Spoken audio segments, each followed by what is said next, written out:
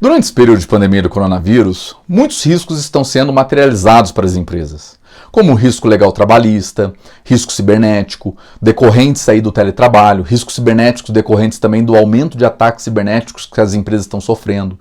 Enfim, são inúmeros os riscos que colocam ainda mais em xeque o futuro das empresas nesse momento tão delicado. Então precisamos pensar em como mitigá-los. Daí a importância de um programa de compliance estruturado dentro da empresa. E esse é o nosso tema de hoje. Vamos falar sobre o compliance em tempos de crise. Me chamo Fernando Moreira dos Santos, sou professor da Fundação Getúlio Vargas, da FGV, desde 2008, sou membro da Comissão Jurídica do Instituto Brasileiro de Governança Corporativa, o IBGC, conselheiro fiscal em algumas companhias, advogo com direito empresarial e nos últimos anos aí tenho me dedicado ao estudo da governança corporativa e do compliance. Atualmente estou concluindo meu doutorado em engenharia de produção, embora eu seja advogado, e fui aprofundar os conhecimentos, onde eu estudo justamente estes temas, governança corporativa e compliance. E será um prazer conversar neste momento sobre um assunto tão caro para as empresas diante dessa pandemia. Convido-os então a assistirem a esta videoaula do projeto Direito na Rede, uma iniciativa dos professores Lívia Cristina Pereira Silveira e Douglas Mesa Casa, da Universidade Estadual de Goiás, juntamente com os professores do curso de Direito do Centro Universitário do Vale do Araguaia, Mariana Moreno do Amaral, do curso de Direito da Faculdade Pitágoras, Alessandra Ferreira Trevisan, e do curso de Direito da Faculdade Catuaí, Tiago César Giazzi. Aproveito para cumprimentar os idealizadores do projeto por esta bela iniciativa e cumprimento em especial a professora Alessandra, que me fez o convite para fazer parte do projeto. É uma honra e um prazer. Vamos lá então tratar de governança e compliance. A governança corporativa e o compliance são temas que cada vez mais têm ganhado relevância para as empresas, ainda mais agora diante dessa crise da pandemia do coronavírus. Isso porque a governança corporativa ela permite a boa estruturação da empresa, a forma da empresa bem se governar e a prepara para a implementação de um programa de compliance. Programa de compliance que tem como objetivo a mitigação dos riscos, inclusive os advindos com uma crise do porte dessa que assolou o mundo. O programa de compliance é a implementação na empresa de processos e ferramentas que a permitam cumprir o seu contexto normativo, e com isso mitigue os seus riscos corporativos. Riscos que são de diversas ordens, como os riscos legais trabalhistas, que cresceram muito agora com o teletrabalho, os riscos cibernéticos, que também cresceram nesse momento em razão do trabalhador estar em casa acessando documento essencial, risco decorrente de corrupção. Outro risco veio da impossibilidade de se realizar as assembleias gerais ordinárias para se evitar aglomeração de pessoas. Ora, vejam que situação delicada, principalmente para as companhias de capital aberto, que são fiscalizadas pela Comissão de Valores Mobiliários, pela CVM. A assembleia ordinária precisa ser realizada até o fim do 4º mês após o encerramento do exercício financeiro. No Brasil, o encerramento do exercício financeiro, para a grande maioria das empresas, costuma coincidir com o encerramento do ano calendário. Então é dia 31 de dezembro. Assim, a empresa tem até o dia 30 de abril para realizar a Assembleia Geral Ordinária. Mas desde março não podiam se reunir fisicamente para evitar aglomerações. O que fazer então diante dessa situação? Como realizar ou não realizar a Assembleia? Veio à tona aí um assunto que há muito precisava ser tratado: a realização das assembleias 100% virtuais.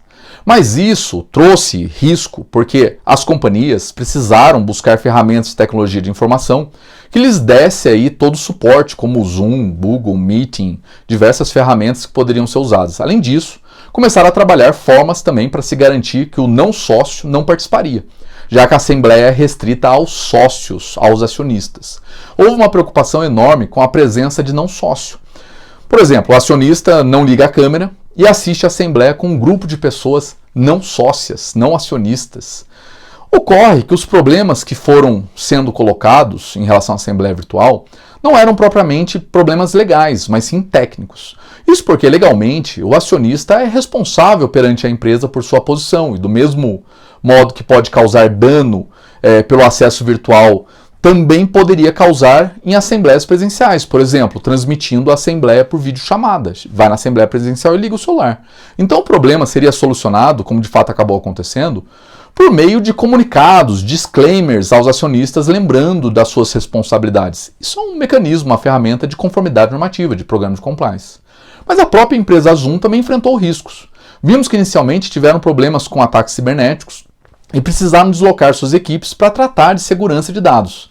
Com isso, outras empresas, startups menores, surgiram com novas tecnologias e, de uma certa forma, ameaçaram essas já existentes, como a própria Zoom.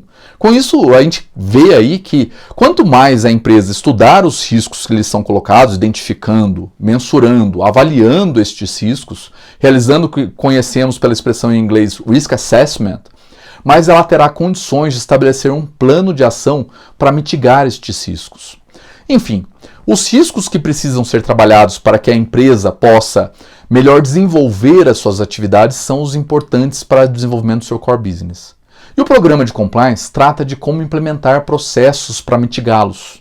Por exemplo, por meio de due diligence para verificar se o empregado está cumprindo em sua residência com as condições de ergonomia do trabalho e reduzindo aí a exposição da empresa ao risco legal trabalhista decorrente de doenças do trabalho e ocupacionais. Faz um formulário perguntando se ele está trabalhando com conforto.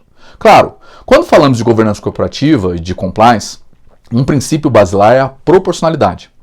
Tem que se adotar como medida o que é proporcional ao tamanho da empresa e ao mercado em que ela atua.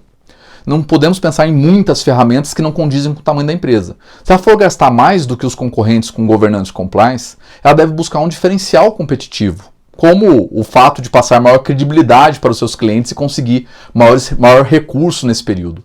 Então, diante do atual cenário, é imprescindível entendermos como o programa de compliance ele pode nos ajudar a sair da crise. Para isso, é importante entendermos quais são as finalidades de um programa de compliance, para entender qual é a relevância dele dentro da empresa. Muitas vezes se acha que o programa de compliance é apenas para combater corrupção, mas não é só isso, é também isso. O programa de compliance, ele é para combater a corrupção, mas é também para se evitar o ilícito da lavagem de dinheiro em relação à organização, é para cumprir a legislação nacional e internacional que é colocada para aquela empresa, para aquele negócio, cumprir regulações do mercado, cumprir as normas internas da empresa, como código de conduta, código de ética, políticas anti-suborno, planejamento estratégico, dentre outras normas adotadas, tirar da prateleira, não deixar empoeirando, prever e reduzir demandas judiciais, por exemplo, valorizando mediação e conciliação como uma forma de desjudicializar as relações. É também para obter transparência na condução dos negócios, para resguardar a confidencialidade da informação sempre que for necessário, obstar conflitos de interesse entre os stakeholders, ou seja, entre as partes interessadas, como uma forma de garantir a redução de conflito na negociação. Você não pode preterir um fornecedor em detrimento de outro. Evitar lucro pessoal indevido por meio de condições artificiais de mercado, como evitar cartel. E aí entra algo que está sendo muito praticado durante a pandemia: evitar o preço abusivo. Veja, o preço abusivo não é algo que permite um aumento do lucro em um momento de dificuldade que poderia ajudar a empresa diante desse momento. Até mas traz consequências negativas para a organização que o compliance precisa mitigar. Imaginem se o PROCON realiza uma fiscalização em uma empresa dessa e multa esse sujeito. Os negócios já não iam bem e agora vão piorar com a aplicação dessa multa. Como o programa de compliance ajudaria nisso, o responsável pelo compliance ele deve ficar atento aos percentuais e aos valores de rentabilidade sobre os produtos para evitar essas punições e até mesmo a materialização de riscos reputacionais junto ao seu público consumidor.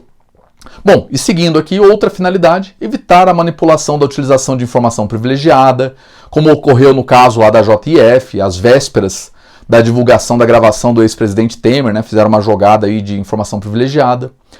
E aqui eu diria ser a mais relevante e mais difícil de todas as finalidades, difundir a cultura organizacional de valor da conformidade normativa. Pode parecer muito fluido falar em cultura organizacional, mas é isso mesmo. O sujeito precisa acreditar para cumprir as normas de uma forma automática. É o vestir a camisa. Se você tem um chefe que manda, o trabalhador não necessariamente entende os riscos e não veste a camisa da empresa. Se o chefe diz para ele não atender o celular em uma área de risco e ele não entende a relevância dessa advertência para mitigar os riscos legais trabalhistas decorrente de um eventual acidente do trabalho, pode ser que ele atenda o celular assim que o chefe virar as costas. O chefe virou as costas, ele pega o celular e atende. No entanto, se ele entende a importância de não atender o celular, se ele entende, inclusive, pelo exemplo dado pelo líder, né, e vejam que não falei agora de chefe, mas chefe manda, o líder dá o exemplo. Se o trabalhador vê o exemplo do líder, do superior hierárquico dele, ele incorpora as regras à sua filosofia de vida. Então ele cumpre a regra com maior facilidade. É natural para ele. Então, por este exemplo, já verificamos também a relevância da liderança para termos a implementação do compliance. A liderança é um dos pontos cruciais e é até mesmo uma ferramenta a ser trabalhada pelo programa de compliance. Liderança. Por exemplo, se prevê no programa que o diretor precisa participar de algumas palestras com seus gerentes. Isso demonstra o comprometimento e auxilia aí aos funcionários a aderirem àquelas normas. Ajuda muito ao enfrentamento da crise, ainda mais agora, com muitos trabalhadores em casa, no teletrabalho. Então você tem que passar para eles essa nova visão.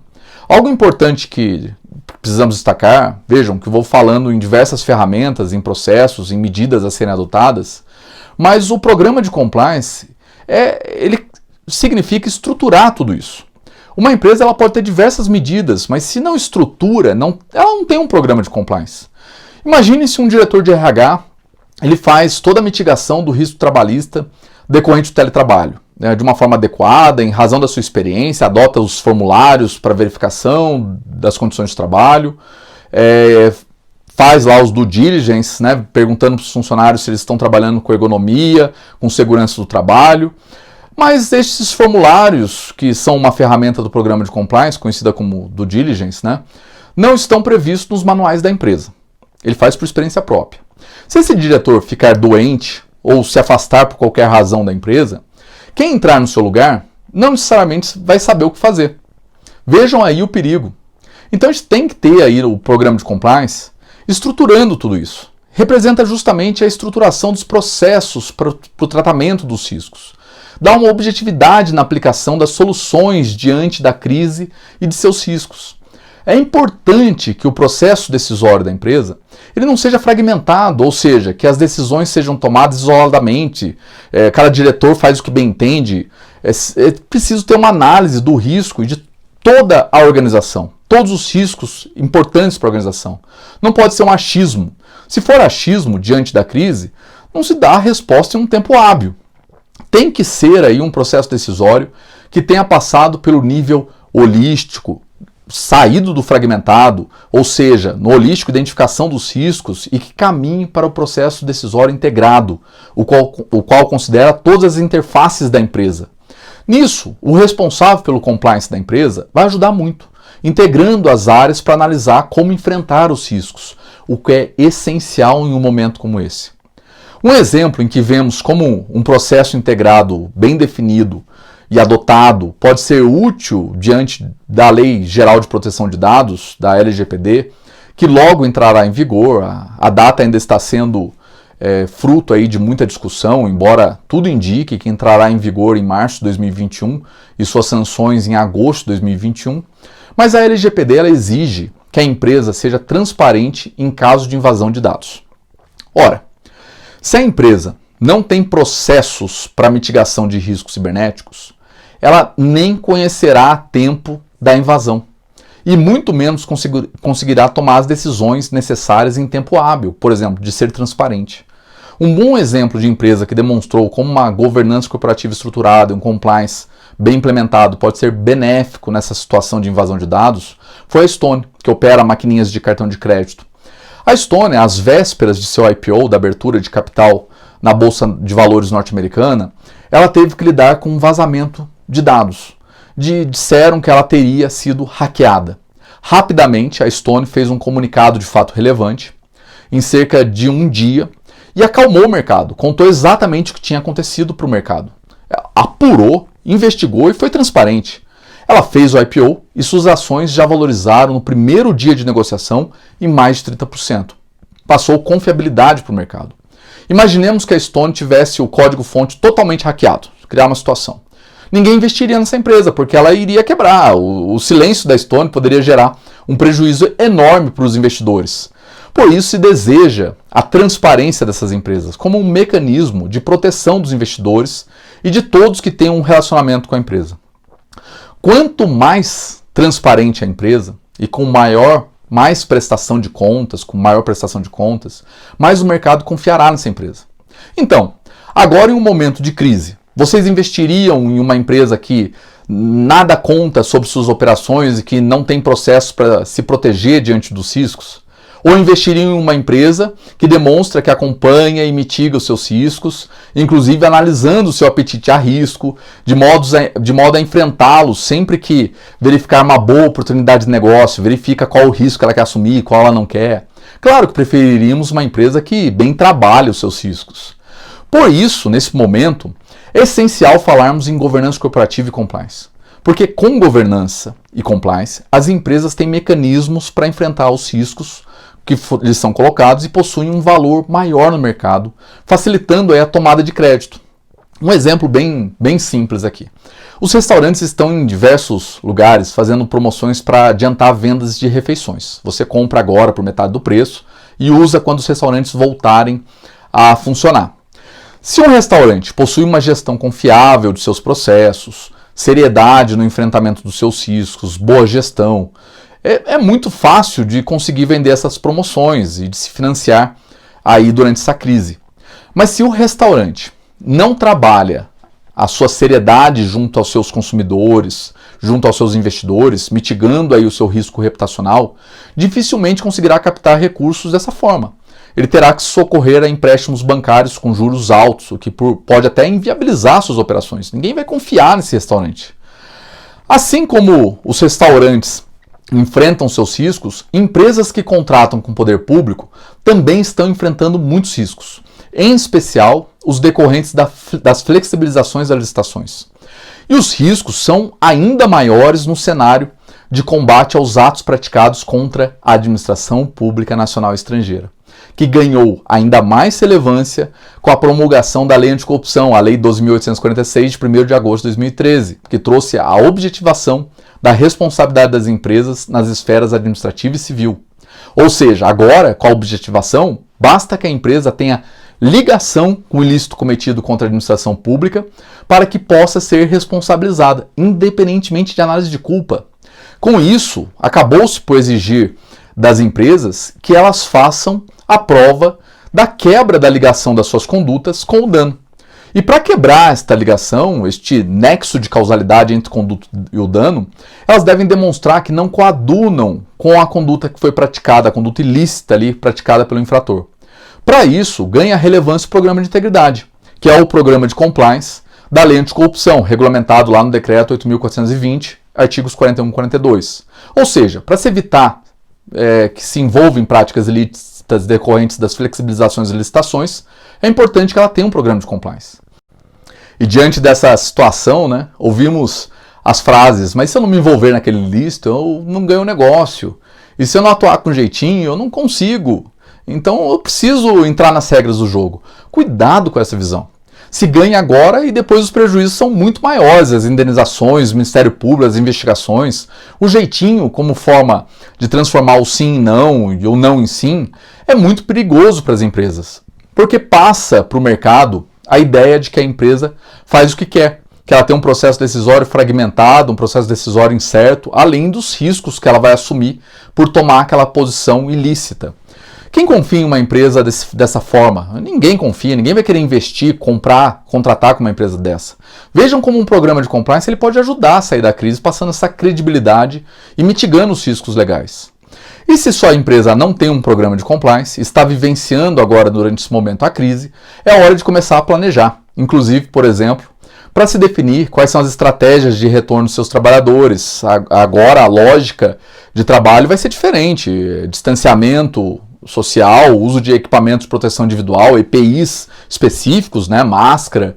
Eventualmente um trabalhador ele poderia até mesmo pedir a rescisão indireta de seu contrato de trabalho se o empregador não fornecer as condições de segurança de sua saúde. Então a empresa precisa estabelecer formas de garantir a segurança? E como estruturamos um programa de compliance? Em regra, a preparação e implementação de um programa de compliance em uma empresa, ela deve ser sempre precedida de uma fase preliminar de avaliação de riscos. Nenhum programa de compliance é eficiente se ele não identificar os seus riscos. Como é que uma empresa vai implementar um programa de mitigação de riscos se ela não conhece esses riscos? Uma vez que os riscos são avaliados, depois, após identificar, medir e avaliar esses riscos, passa-se a preparação da documentação relevante para tratar esses riscos identificados, considerando as peculiaridades da empresa na adoção desse programa de compliance. De fato, os programas de compliance eles devem ser preparados conforme as peculiaridades de cada empresa, e aquilo que se aplica a uma empresa não necessariamente vai funcionar para uma outra empresa. Imaginem se eu falar para vocês que vocês têm que adotar o programa de compliance da Petrobras. O programa de compliance ele é composto de uma série de documentos, a gente tem que adotar os necessários para a empresa, contando aí necessariamente com um código de conduta, além de normas como o código de ética e as que forem necessárias. Não existe um documento chamado programa de compliance, programa de integridade, embora a gente possa ter um documento que sistematize o programa em diversas notas, né? Finalizada essa preparação da documentação, ou de parte dela, caso a empresa decida fazer a adoção da documentação por partes, é possível, procede-se aí à adoção dos documentos segundo a norma societária aplicável, segundo a estrutura da empresa, a governança da empresa. Adoção por conselho de administração, se for o caso, por sócios, conselho de consultivo, quando não tiver conselho de administração. Aí a gente tem que analisar a estrutura. Os modelos variam de acordo com a complexidade de cada empresa. Nesta fase, cria-se também uma estrutura dentro da empresa com responsabilidade pela implementação e monitoramento do programa de compliance. Esta estrutura vai variar de empresa para empresa. É um diretor jurídico, um diretor de RH. Em algumas empresas, cria-se um comitê de compliance, ao passo que em outras, as responsabilidades ficam sob um executivo já existente ali, coloca ele com cumulação. De qualquer modo, é importante que se estabeleça quem vai aí ter a responsabilidade pela implementação da conformidade normativa. Terminada a adoção dos documentos, procede-se aí para a fase de divulgação do programa de integridade, do programa de compliance, dentro de uma campanha de endomarketing, realizando aí treinamentos e comunicação dentro da empresa. O alcance e a dimensão dessa campanha dentro da empresa vai variar também de uma empresa para empresa. Mas, para que um programa seja efetivo, o que não se pode prescindir e dispensar é o treinamento. Você precisa treinar e comunicar. Realizado o treinamento, pode-se dizer que a empresa já tem aí um programa de integridade em funcionamento, um programa de compliance após essa fase. Entretanto, programas de integridade devem ser dinâmicos e estar sempre sendo atualizados para que sejam eficientes. Desse modo, é importante aí constantemente avaliar o funcionamento do seu programa. Assim, a última fase da implementação de um programa de integridade, da sua efetividade, seria a sua avaliação, que deve ocorrer periodicamente, mas também ser realizada constantemente para verificar os riscos que estão sendo materializados. A empresa ter um programa de compliance tem vantagens. Um programa de integridade efetivo, ele funciona como um mecanismo de gestão e controle, aumentando aí a eficiência dessas empresas, o que é essencial durante esse momento de crise. Além disso, um programa de integridade efetivo assegura que as empresas mantenham padrões éticos de conduta, que hoje em dia faz toda a diferença dentro aí da atual situação. De fato, hoje em dia, ter uma preocupação com a ética corporativa torna-se também uma vantagem no mercado. Finalmente, uma das vantagens de um programa de integridade efetivo, aí, embora essa deva ser talvez a última das razões pelas quais uma empresa deve adotar um programa de integridade, é o atendimento às exigências legais, como a exigência do KBRA Act, de que as empresas tenham mecanismos adequados para se evitar a corrupção, bem como aí a possibilidade de se reduzir multas decorrentes, inclusive, da Lei Anticorrupção, a Lei 12.846 de 2013, com seu decreto regulamentador. E agora, durante a crise, algumas perguntas se tornam de uma grande relevância para as empresas. Por exemplo, qual o plano de ação deve ser adotado para se mitigar os riscos trabalhistas? Como devemos proteger os dados da minha empresa? A LGPD provavelmente entra em vigor no próximo ano. Como realizar a assembleia virtual? Enfim, são muitas perguntas que apenas com planejamento, no sentido do que falamos aqui hoje, é que conseguiremos responder. Mas quais são as ferramentas que geralmente encontramos nos programas de compliance nos diversos sistemas de compliance que orientam na constituição do programa de compliance. Vamos estruturar as principais aqui. Primeira, direção. O exemplo deve vir da alta direção da organização, tone at the top, junto com o mood in the middle, humor no nível gerencial. Segundo, supervisão, acompanhamento e monitoramento da conduta ética. Terceira, gestão e conscientização, implementação, manutenção constante da política de conformidade normativa dentro da organização, adotando aí um código de ética, um setor responsável pelo compliance da empresa. Quarta ferramenta, Risk Assessment, avaliação de risco, estimativa, monitoramento dos seus riscos. Quinta ferramenta, treinamentos, realização de treinamentos periódicos, incluindo também aí a comunicação com todos os envolvidos na organização, disseminando dentro da organização a cultura do compliance. Sexta ferramenta, revisão periódica, melhoria, adaptação e correção da política de compliance. Sétima ferramenta, controle e reforço. Controle interno e auditoria para aprimoramento contínuo. Oitava ferramenta, due diligence, investigação para a confirmação dos dados da conduta ética profissional, por exemplo, due diligence trabalhista. Nona ferramenta, o whistleblowing, canal de denúncia, com investigação e mecanismos disciplinares. E 3 ações são essenciais em um programa de compliance como um todo. Prevenção, planejando aí, adotando documentos, estruturando os processos. Segunda, detecção dos riscos, inclusive por meio de tecnologia da informação, como a adoção de um ERP que gerencia os processos da empresa de uma forma unificada, mas pode ser também por algo mais simples. O importante é adotar aí como uma base o que é essencial para aquela empresa. Terceira ação, resposta. Sempre que necessário, investigando, apurando os desvios e fazendo relatórios periódicos para conseguir uma melhor prevenção e análise desses riscos. Tudo isso que eu disse não é algo realmente fácil. Mas aqui vale citar o ex-procurador adjunto do DOJ norte-americano, Departamento de Justiça norte-americano, o Paul McNaught, que ele fala assim: "If you think compliance is expensive, try non-compliance." Ou seja, se você acha que estar em conformidade é caro, tente não estar em conformidade. Isso porque as consequências de não se planejar para o cumprimento das normas colocadas para a empresa, inclusive em relação aí ao seu ambiente institucional, pode custar muito caro para a empresa. Imaginem não observar a LGPD, isso pode significar indenizações milionárias. Imaginem não cumprir o seu planejamento estratégico, isso pode significar a morte da empresa. Então, meus amigos, aproveitando o modelo PDCA, o P de plan, planeje, o D de do, faça, o C de check e o A de act, haja, que é o modelo adotado pela ISO 19600, a ISO que apresenta um sistema de gestão de compliance que adota esse modelo PDCA, a gente brinca, né, o modelo planeje e depois corra atrás. Planejem, identifiquem, mapeiem, avaliem quais são os riscos, façam, definam e implementem os mecanismos necessários para acompanhar, mitigar e dar uma resposta quanto ao risco posto para a organização. Chequem, avaliem se os seus controles estão funcionando e ajam. De acordo com os resultados que vocês obtiveram nessa checagem, aperfeiçoem o seu programa, aperfeiçoem o seu modelo. Bem, é isso que tínhamos para conversar. Espero tê-los ajudado e desejo muito sucesso em seu planejamento.